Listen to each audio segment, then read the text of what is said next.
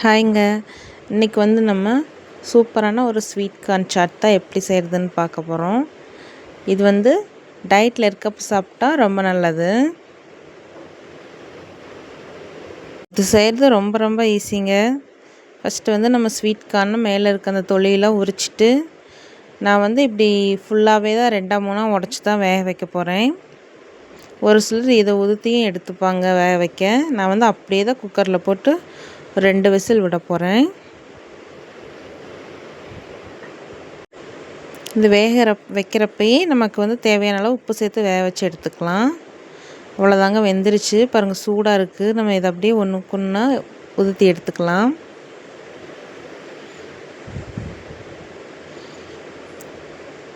இது ரொம்ப சூடாக இருக்குது. கொஞ்சம் ஆறட்டும், லைட்டாக நம்ம ஊற்றி எடுத்துப்போம்.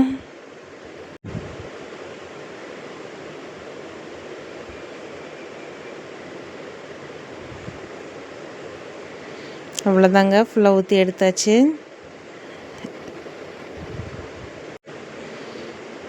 இப்போ இது கூட நம்ம உப்பு சேர்த்து வேக வச்சனால இப்போ உப்பு சேர்க்க தேவையில்லை. இப்போ ஒரு பெரிய வெங்காயம் பொடியாக கட் பண்ணதை சேர்த்துக்கலாம்.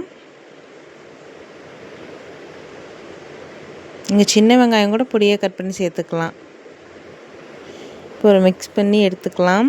அதை கப்பு சின்னதாக இருந்தனால வேறு பவுலில் மாற்றியாச்சு. பட்டர் சேர்த்துக்கலாம்.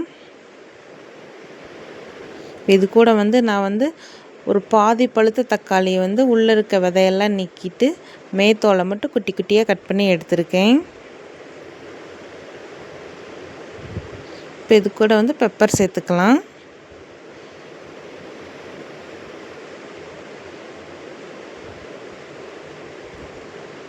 இது கூட கொஞ்சம் மிளகாத்தூள் சேர்த்துக்கலாம்.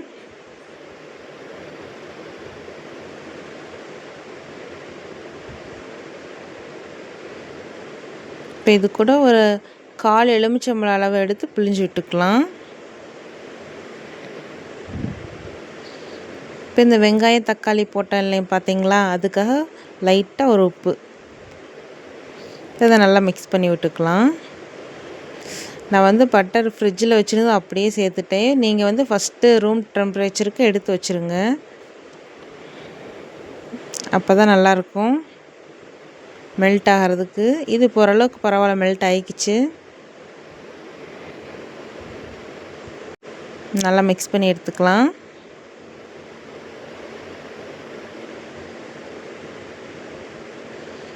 அவ்வளோதாங்க, ரெடி ஆயிடுச்சு நம்ம ஸ்வீட் கார்ன் சாட்டு. எப்போவுமே ஒரே மாதிரி கார்ன் வேக வச்சு சாப்பிட்றதுக்கு ஒவ்வொரு தடவையும் நம்ம டிஃப்ரெண்ட்டாக செஞ்சு சாப்பிட்டு பார்க்கலாம். இது ரொம்ப ஈஸியானது கூட.